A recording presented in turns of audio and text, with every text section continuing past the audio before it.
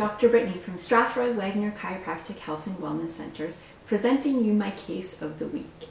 This week's case involves a woman who presented to my clinic who was 34 weeks pregnant. This was her second pregnancy. Her first pregnancy had resulted in a C-section because the baby was breech.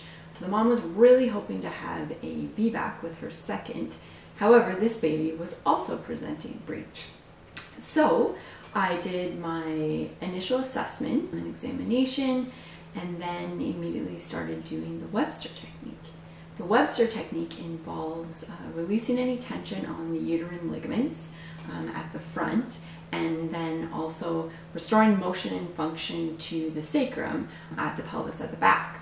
So also I worked on the glute muscles in the low back to make sure that they were moving well, and also looked at the hips. Restoring mobility in the hips is always a priority with pregnant women. So after a few visits, the baby still hadn't turned. So I did a little reassessment, kind of looked a little closer to see if there was anything I might have missed.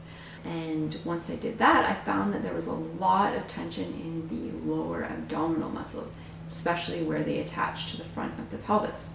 So I started working a little more with these muscles, releasing tension in them, doing some stretches, and finally the baby turned at the very end of the term, and the mom had a successful VBAC birth.